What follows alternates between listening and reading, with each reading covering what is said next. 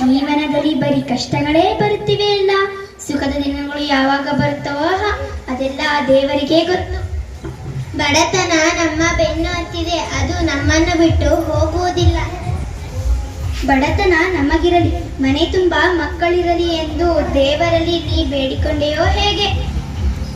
ಮಕ್ಕಳಿರಲಿ ಎಂದಿದ್ದು ನಿಜ, ಆದ್ರೆ ಅಮ್ಮ ಅಮ್ಮ ಹಸಿವಾಗ್ತಿದೆ, ಊಟ ಕೊಡಮ್ಮ. ಅಮ್ಮ ಅಮ್ಮ ನನಗೂ ಹಸಿವಾಗ್ತಿದೆ, ಊಟ ಕೊಡಮ್ಮ.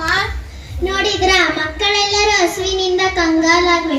ಪಾಂಡಿತ್ಯವುಳ್ಳ ನನ್ನ ಗಂಡ ದುಡಿದು ತರುತ್ತೇರಂತ ತಿಳಿದಿದ್ದೆ. ಯಾವುದಕ್ಕೂ ಕಾಲ ಕೂಡಿ ಬರಬೇಕಲ್ಲ. ಅಂತೂ ಇಂತೂ ನಮಗೆ ಬಡತನವೇ ಗತಿ. ಚಿಂತೆ ಮಾಡಿದರೆ ಏನು ಬಂತು? ಜೀವನದಲ್ಲಿ ಬಂದುದನ್ನು ಅನುಭವಿಸಲೇಬೇಕು, ಅದೇ ಮಾನವ ಧರ್ಮ.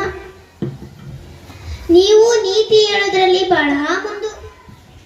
ನೀತಿ, ನಿಯಮ, ವಿಧೇಯತೆ, ಪಾಂಡಿತ್ಯ ಇದ್ದುದರಿಂದಲೇ ಗುರುಕುಲದಲ್ಲಿ ಶ್ರೀಕೃಷ್ಣನನ್ನ ಸ್ನೇಹಿತನಾಗಿದ್ದು.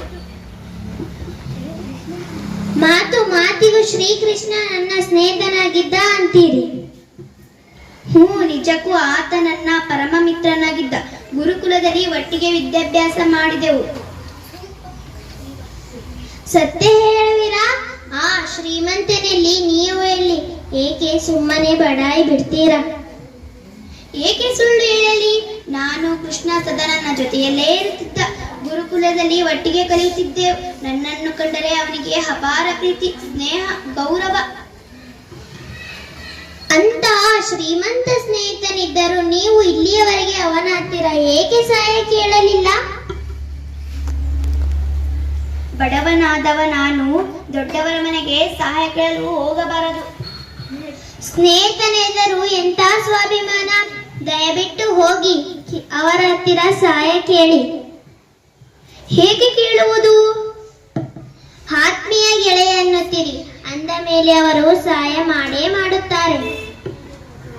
ಇಲ್ಲ ಅನ್ನಲಾರ, ಆದರೂ ಕೇಳುವುದಕ್ಕೆ ಸಂಕೋಚ ಬೇಡರಿ. ಹಸಿದಿರುವ ಮಕ್ಕಳಿಗೋಸ್ಕರವಾದರೂ ಹೋಗಿ ಕೇಳಿ. ಆಗಲಿ, ಹೋಗುತ್ತೇನೆ. ನನ್ನ ಗೆಳೆಯನ್ನು ನೋಡಲು ಬರೀ ಕೈಯಲ್ಲಿ ಹೋಗಲ? ನಿನ್ನೆ ತಂದ ಅವಲಕ್ಕಿಯಲ್ಲಿ ಸ್ವಲ್ಪವೇ ಉಳಿದಿದೆ, ಅದನ್ನೇ ಕಟ್ಟಿಕೊಡಲೇ? ಅಮ್ಮ, ಹಸಿವಾಗ್ತಿದೆ, ಇದನ್ನಾದರೂ ಕೊಡಮ್ಮ. ತುಸು ತಡೆದಿಕೋ ಕಂದ. ದೇವರ ದಯೆ ಇದ್ದರೆ ಈ ಅವಲಕ್ಕಿಯೇ ಬಂಗಾರವಾದಿತ್ತು, ಕಟ್ಟಿಕೊಡಲೇ? ಸರಿ, ಹಾಗೆ ಮಾಡು.